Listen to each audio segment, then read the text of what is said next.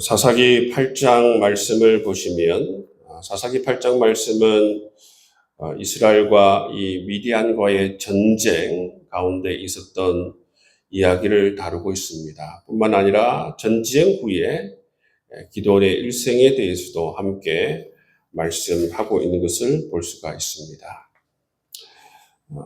1절부터 3절까지 말씀을 보시면 미디안과 이 전쟁에 관련해서 에브라임 지파가 이 기도원에게 항의를 하는 것을 볼 수가 있습니다. 그 항의 내용은 뭐냐면 왜 이 미디안과 전쟁을 할 때에 처음부터 자기 자신을 부르지 아니하였나? 왜 우리를 이같이 푸대듯 하느냐? 그러한 마음으로 지금 기도원에게 항의를 하고 있다는 것이죠. 여러분, 지금 이 에브라임은, 지금 이 기도원은 므낫세 지파예요. 므낫세 지파. 지금 항의하는 지파는 에브라임 지파입니다. 이 두 지파는 매우 밀접한 관련이 있죠. 왜냐하면 요셉의 지파이기 때문입니다. 요셉의 아들 에브라임과 므낫세이기 때문에 형제 지파예요. 근데 이 므낫세 지파 출신 이 기도원이 이렇게 전쟁을 주도적으로 이끌고 있을 때에 에브라임 지파에서 이 기도원에게 이렇게 딴지를 거는 것이죠. 이 내용을 보면 므낫세보다는 이 에브라임이 힘이 많은 것 같습니다. 그리고 그냥 이 동생 지파가 또 작은 지파가 전쟁을 하느라 힘드니 우리를 부르지. 우리가 잘 도와줄 건데 그런 뉘앙스가 아니에요. 왜 우리를 부르지 아니하느냐. 막 쏘아대면서 항의를 하는 것이지요. 막 싸울 것 같은 그러한 어떤 목소리 톤으로 항의를 하는 것을 볼 수가 있습니다. 여러분, 이처럼 에브라임 사람들이 미디안과 전쟁에 관련해서 기도원에게 이렇게 자기 자신을 부르지 아니하였다고 이렇게 가열차게 거세게 항의하는 모습을 볼 수가 있습니다. 이에 대해서 기도원이 어떻게 대응을 하고 있는가? 여러분, 이렇게 거칠게 항의를 했을 때에 여러분, 이 기도원도 마찬가지로 거칠게 대응하면 어떻게 되겠습니까? 싸움이 되는 것이죠. 근데 여러분, 기도원은 그렇게 반응하지 않았습니다. 오히려 이 기도원은 에브라임 지파를 굉장히 높였습니다. 2절 말씀에 보면 굉장히 유명한 말씀이 있죠. 에브라임의 껌물 포도가 아비에셀의 만물 포도보다 낫다. 그러니까 이 에브라임의 끝에 있는 제일 끝에 나오는 포도가 아비에셀의 처음 나오는 포도보다 낫다라는 것은 에브라임이 훨씬 더 므낫세 지파보다 훌륭한 지파이다. 훨씬 더 출중한 지파이다. 우리 므낫세 지파는 에브라임 지파와 비교했을 때도 비교도 안 되는 지파이다. 그렇게 말하는 것입니다. 또 그렇게 얘기하는 게 뭐냐 하면 3절 말씀에 보면 하나님이 미디안의 방백 오렙과 스웹을 너의 손에 넘겨주셨으니 내가 한 일이 어찌 능히 너희가 한 것에 비교되겠느냐. 이것을 보면 미디안과 전쟁에서 기도원이 대부분의 전쟁을 치렀지만 마지막에 에브라임 지파가 한 일이 있습니다. 그것은 뭐냐 하면 바로 3절에 나온 것처럼 미디안 방백 오렙과 스웹을 그들이 바로 쳐 죽였다라는 것이죠.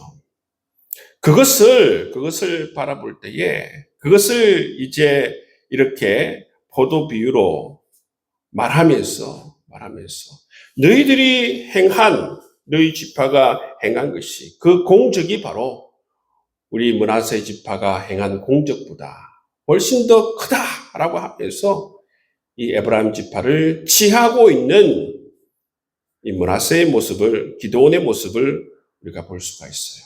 이렇게 겸손하게 에브라임 지파를 지하하니까 에브라임 지파의 모든 불만이 다 사라졌다. 모든 노여움이 다 풀렸다. 그렇게 말하고 있는 것을 볼 수가 있어요. 3절 말씀에 보면 그때에 그들의 노여움이 풀리니라. 모든 불만이 다 사라졌다는 것입니다. 어떻게 할 때요? 므낫세 지파가 기드온이 에브라임 지파를 향하여서 너희들 지파가 우리보다 훨씬 낫다. 이렇게 말했을 때에 이들의 마음이 다 풀렸다는 것입니다. 이것을 볼 때에 여러분 이 에브라임 지파가 처음에 문제를 제기했을 때 그것은 단순히 이 므낫세 형제 지파를 너희들이 그렇게 어려운 싸움을 하고 있는데 부르지 내가 처음부터 도와줄 걸 그런 어떤 마음이 아니라는 것입니다. 또는 어떤 나라를 사랑하는 마음으로 이스라엘을 사랑하는 마음에서 비롯된 마음도 아니고 하나님 주신 사명, 믿음에 의한 그런 발로가 아니라는 것입니다. 이거는 선의의 경쟁이 아니라 한마디로 말하면 우리가 므낫세보다도 나아야 한다 또는 낫다 그런 어떤 시기와 질투와 교만한 마음에서 나온 그러한 항의라는 사실을 우리가 알게 되는 것이죠. 그렇게 그들이 스스로 마음의 중심에 우리는 므낫세 지파보다 훨씬 더 나은데 왜 우리를 부르지 않았느냐. 이 전쟁의 주도권 가운데 이 주도권을 우리 에브라임 지파가 쥐어야 되는데 어떻게 저 므낫세 지파 기드온이 이 전쟁의 주도권을 쥐고 있는 그런 마음에서 항의를 했다는 사실을 알 수가 있는 것이죠. 이렇게 마음 가운데 시기심과 질투심과 교만한 마음 이런 마음을 가지고 항의했다는 사실을 알 수가 있어요. 이런 사람들이 항의해 올 때는 기드온처럼 이렇게 받는 게 좋습니다. 여러분 이 칼이 날라올 때는 일단 어떻게 해야 됩니까? 칼을 피해야 되죠. 창을 피하는 게 맞습니다.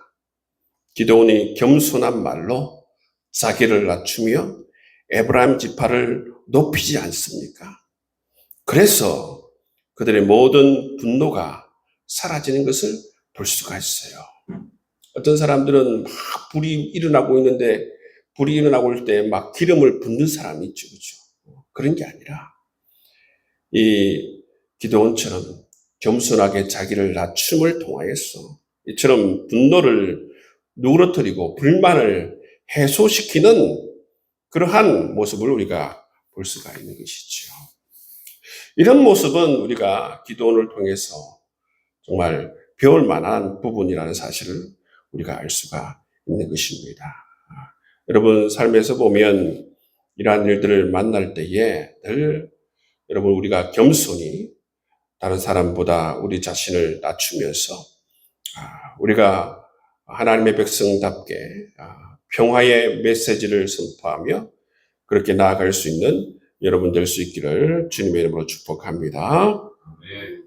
4절 이하의 내용을 보시면 이것도 이제 미디안 전쟁과에 관련된 건데 그 중에서 이제 마지막 남은 이 미디안 군대를 추격하면서 생긴 이야기를 다루고 있습니다.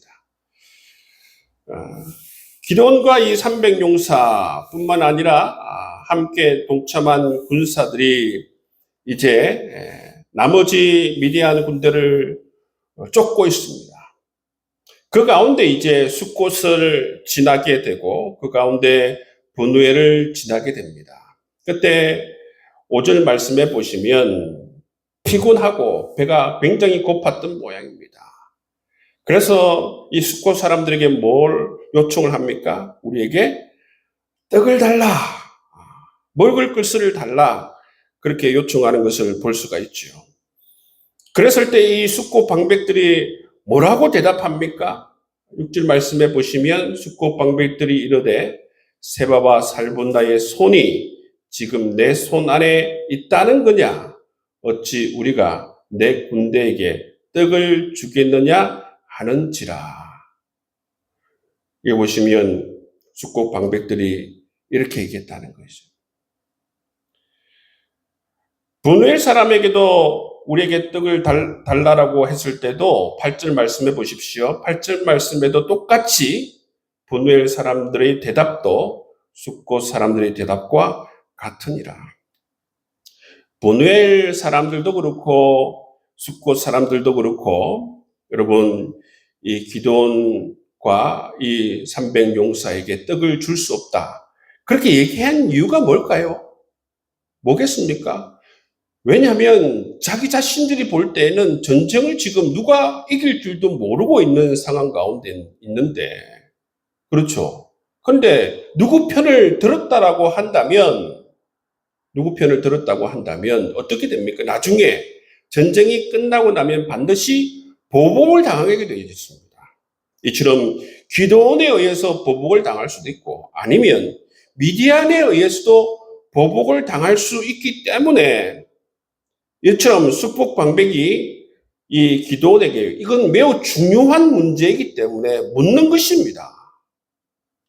6절 말씀 한 번 더 보십시오. 세바와 살분나의 손이 지금 내 손 안에 있다는 거냐? 어찌 우리가 내 군대에게 떡을 주겠느냐? 이건 뭐냐 하면 확실한 어떤 표징을 보여주든지 확실한 어떤 말씀이 있으면 말씀을 보여주든지 확실한 것을 우리에게 증거를 한번 보여줘봐라. 그런 말이거든요. 그러면 우리가 믿겠다. 그런 게 없으면 우리가 어떻게 우리가 누가 이길 줄 알고 우리가 너희들에게 떡을 주겠냐. 그런 의미입니다. 사실 여러분 기드온이 하나님께 부름을 받았을 때도 기드온이 어떻게 합니까? 기드온도 하나님께 표징을 구해요. 두 번이나 구하지 않습니까? 그런 표징을 구하죠. 그런데 여러분 기드온은 이렇게 숙곳 사람들과 이 브니엘 사람들이 왜 이런 말을 하는지 어떠한 처지에 놓여져 있는지 어떠한 심정으로 이런 말을 하는지에 대해서 전혀 지금 그 심정을 헤아리지 못하고 그냥 자기 자신의 중심에서 가만두지 않겠다. 전쟁을 끝나고 나서는 너희들 가만두지 않겠다. 그렇게 지금 얘기하는 것을 우리가 볼 수가 있는 것이죠. 여러분 지금 이렇게 이런 어떻게 보면 숙고 방백들과 브니엘 사람들이 기드온에게 정말 확실한 하나님의 표지가 있느냐, 승리에 대한 보장이 있느냐, 너희들이 이길 수 있는 확실한 어떤 증거가 있느냐 이렇게 물었을 때에 이전에 에브라임 지파가 이 므낫세 지파를 향해서 항의하면서 그렇죠? 항의하면서 불만을 제시했을 때처럼 기드온이 이 사람들을 향해서도 그들의 입장에서 그들의 마음을 읽어가면서 너희들이 정말 궁금한 것이 그런 것이냐. 하나님께서 정말 이 전쟁을 주장하여 주시고 뿐만 아니라 이 일을 지금 하길 원하신다라는 그 사실을 알려주길 원하는 것이냐. 너희들이 지금 불안해서 이 사실을 묻고 있는 것이냐. 그렇게 만약에 읽었다라고 한다면 이 사람들이 그 이야기를 듣고 아마 먹을 것을 주었을 것입니다. 근데 여러분 지금 이 기드온은 지금 어떠한 상황 가운데 지금 처해져 있느냐 하면 영적으로 굉장히 충만한 상태에서 지금 영적으로 하나님과 멀어져 가는 상태의 길로 지금 걸어가고 있다는 것이죠. 7장 말씀에 보시면 7장 20절에 보시면 어떤 말씀이 있느냐 하면 이 전쟁에 참여한 이스라엘 백성들이 뭐라고 합니까? 7장 20절 말씀해 보시면 여호와와 기드온의 칼이다 이렇게 얘기하고 있어요. 그렇죠? 여호와의 칼이 아니라 여호와의 칼에 의해서 미디안 군대가 쓰러진 것이 아니라 여호와와 기드온의 칼에 의해서 미디안 군대가 쓰러졌다. 그렇게 얘기하는 것이죠. 사실 이랬을 때에 정말 기드온이 정말 제대로 정말 이 전쟁의 주권자가 하나님이시고 하나님께서 모든 것을 이끄신다라는 그러한 믿음의 고백이 있었다면 이 사람들을 향해서 아니다. 기드온의 칼이 아니라 여호와의 칼에 의해서 이 미디안 이 군대를 하나님께서 지금 무너뜨리고 계시다. 그렇게 말씀해야 되는 것 아니겠습니까? 이때부터 기드온이 영적으로 굉장히 교만하고 그 마음이 무너져 내려가고 있었다는 사실입니다. 이것도 마찬가지입니다. 여러분, 이 숫곳과 이 분노의 사람들을 처리하는 문제도 하나님께 상의한 적이 한 번도 없습니다. 어떻게 보면 이 전쟁을 끝나고 나서 개인적인 복수심에 의해서, 개인적인 감정에 의해서 이 숫곳 방백들과 이 분해를 그렇게 보복하는 모습을 볼 수가 있어요. 왜 그런가 하면 전쟁이 끝난 이후에 이 기도는 정말 하나님 중심으로 모든 일을 행했더라면 전쟁이 끝난 후에 어떻게 되어야 하는 것입니까? 전쟁이 끝난 이후에 모든 영광을 하나님께 올려드리고, 그죠? 하나님과의 관계가 더 가까워져야겠죠. 그런데 안 그렇습니다. 전쟁이 끝나고 난 이후에 보시면 하나님과의 관계가 완전히 무너져 내리는 것을 볼 수가 있죠. 희한하죠? 그 시점이 언제인가 하면 전쟁을 치르고 있는 그 가운데에서 미디안의 이 군대를 무너뜨리는 것이 그 기드온의 300 용사들이 비록 그들이 기드온을 향해서 여호와와 기드온의 칼로 인하여서 미디안의 군대가 쓰러졌습니다. 이렇게 말을 할지라도 기드온이 그것을 받으면 안 되죠.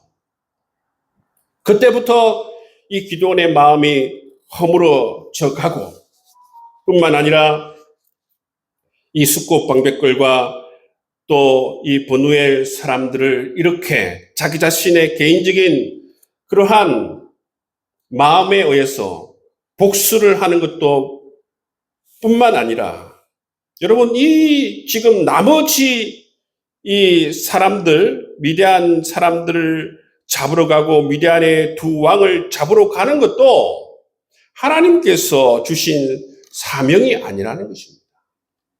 자기 자신의 목표에 따라서 이 사람들을 잡아서 죽이겠다. 그렇게 움직여 나가는 이 기드온의 모습을 우리가 볼 수가 있다는 것이죠. 여러분 이렇게 기드온은 보시면 처음에 부름을 받고 하나님께 은혜를 받을 때에는 정말 하나님께 순종하고 나아가는 모습을 보는데 어느 시점에선가 이렇게 마음에 교만한 마음이 들어가면서 이렇게 무너져 내리는 모습을 볼 수가 있다는 것을 우리가 알게 되는 것입니다. 자, 그래서 우리 22절 말씀 한번 보시길 바랍니다. 전쟁이 끝난 이후의 일입니다. 전쟁이 끝난 이후에. 이 미디안과의 전쟁이 끝난 이후에 어떤 일이 있었냐면, 이스라엘 사람들이 어떻게 합니까? 23절 말씀 한번 보시길 바랍니다. 자, 8장 22절이죠. 그죠? 자, 8장 22절 말씀 함께 한번 읽겠습니다. 시작. 그때에 이스라엘 사람들이 기드온에게 이르되 당신이 우리를 위대한 손에서 구원하셨으니 당신과 당신의 아들과 당신의 손자가 우리를 다스리소서 하는지라. 우리의 왕이 되어 주십시오. 그렇게 이스라엘 백성들이 요구를 하죠. 그죠? 요구를 합니다. 그때 기드온이 어떻게 대답하죠? 기드온을 한번 보십시오. 기드온이 그들에게 이르되 내가 너희를 다스리지 아니하겠고 나의 아들도 너희를 다스리지 아니할 것이요 여호와께서 너희를 다스리시리라 하니라. 어떻습니까? 기드온의 답변이 정말 멋있는 답변 아닙니까? 기드온의 답변은 뭐냐면 하나님만이 우리의 왕이시다. 이런 답변이에요. 정말 어떻게 보면 100점짜리 답변이에요. 100점짜리 답변. 100점짜리 답변입니다. 그런데 보십시오. 이어서 기드온이 하는 말을 한번 들어보십시오. 이어서 이 말을 하고 바로 기드온이 하는 말을 한번 들어보십시오. 뭐라고 합니까? 24절 말씀 보시면 기드온이 또 그들에게 이르되 내가 너희에게 요청할 일이 있으니 너희는 각기 탈취한 기고를 내게 줄지니라 하였으니 이는 그들이 이스마엘 사람들이므로 금귀고리가 있었음이라. 여러분, 이 기드온이 이스라엘 사람들에게 지금 무엇을 요청하고 있습니까? 금을 요청하고 있습니다. 금 귀고리를 요청하고 있어요. 하나님께서 하나님만이 우리의 왕이시다 하고 나서 말로는 하나님만이 우리의 왕이시다 그렇게 말하고 나서 이어서 어떻게 합니까? 실제로는 어떻게 합니까? 이스라엘 사람들에게 금 귀고리를 지금 달라고 요청하고 있다는 것입니다. 근데 그게 무려 얼마나 됩니까? 26절 보시면 금 귀고리의 무게가 금 1700세겔. 엄청난 무게의 금입니다. 여러분, 이런 엄청난 물질을 기드온이 달라고 그렇게 요청하는 것을 볼 수가 있다는 것이죠. 뿐만 아니라 여러분 27절 말씀 한번 보십시오. 하나님만이 우리의 왕이시다 라고 그렇게 답변한 사람이 어떻게 합니까? 27절 말씀해 보시면 기드온이 그 금으로 에봇 하나를 만들어서 자기의 성읍 오브라에 두었으니 온 이스라엘이 그것을 음란하게 위함으로 그것이 기드온과 그의 집의 올무가 되니라.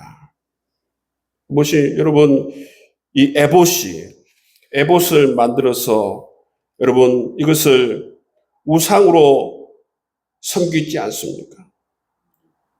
기드온이 이것을 금으로 만들어서 우상을 만드니까 이스라엘 백성들도 그것을 엄란하게 숭배하고 섬김으로 말미암아 기드온과 그 집이 망하게 되었다. 그렇게 얘기하고 있습니다. 보십시오, 여러분. 기드온이 전쟁을 끝나고 나서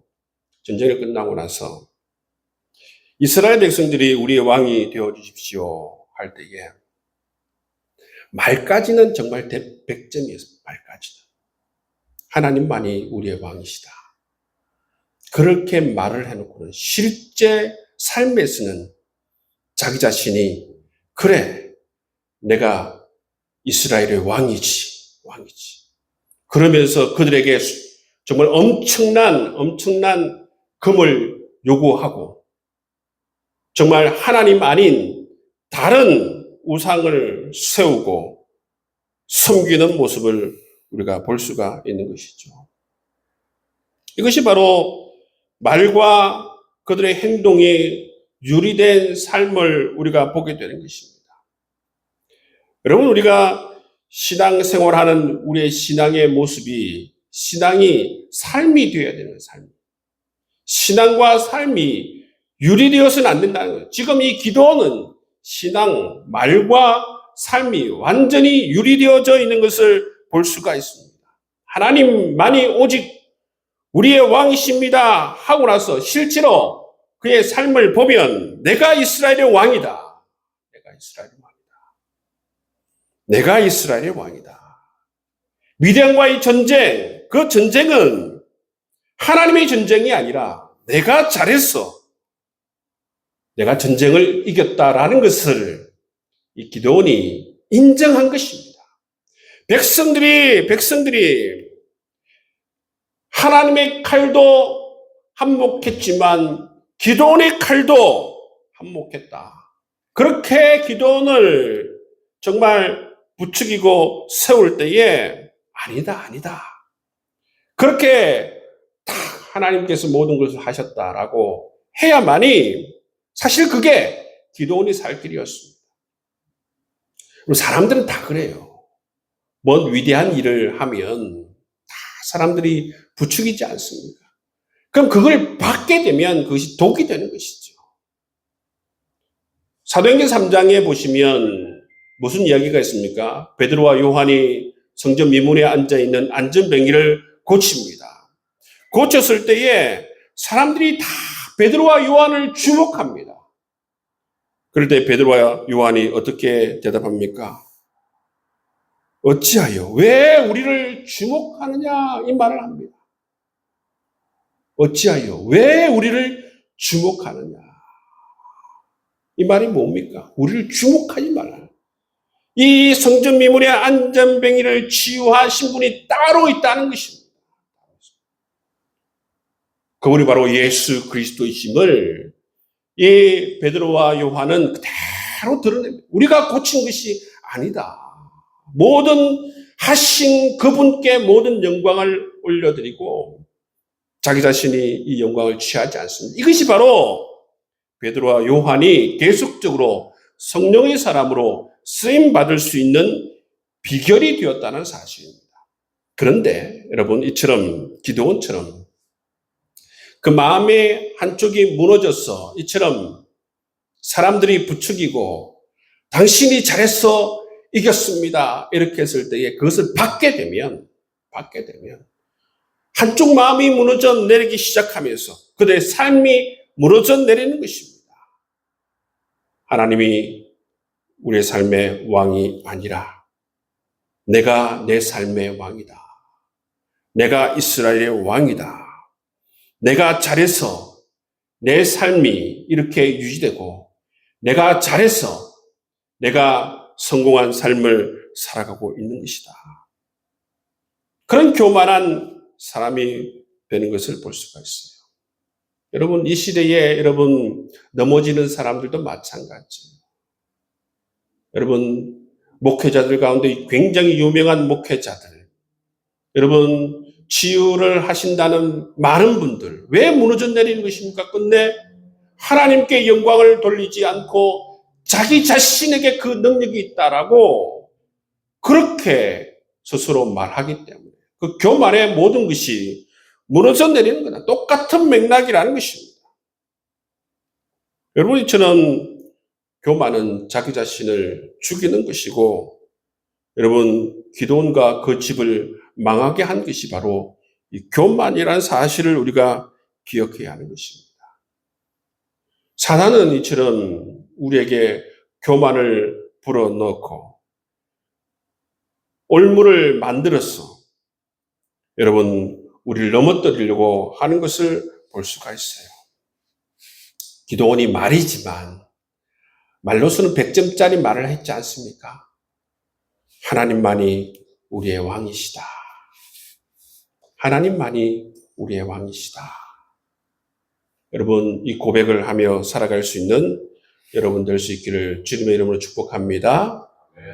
우리는 포도나무가 아니에요. 우리의 정체성은 포도나무 가지일 뿐입니다. 모든 영양분은 포도나무에서 다 오는 것입니다. 비록 가지에서 꽃이 피어지고 비록 가지에서 열매가 맺어지더라도 내가 한 게 아니에요. 하나님께서 영양분을 공급해 주지 않으면 어찌 꽃을 피우고 열매를 맺을 수 있습니까?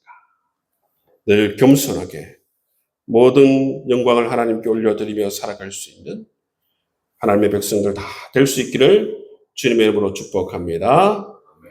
이 시간 함께 기도하길 원합니다. 오늘 말씀을 붙들고 우리 마음 가운데에 기도원의 칼이다, 그러한 교만을 주는 말들을 들을 때에 왜 우리를 주목하느냐, 이렇게 교만의 말을 차단할 수 있는 여러분 될 수 있도록, 모든 영광을 하나님께 올려드릴 수 있도록 하나님만이 우리의 왕이시다 고백할 수 있는 여러분의 삶이 되도록, 에브라임 지파가 기드온을 공격해 왔을 때에 겸손한 말로, 유순한 말로 그들의 분노를 잠재울 것처럼 늘 겸손과 유순한 말로 갈등을 잠재울 수 있는 우리의 삶이 될 수 있도록 그렇게 기도하시고, 우리 교회의 사역을 위해서 영혼을 품는 교회가 될 수 있도록, 영혼을 낳는 교회가 될 수 있도록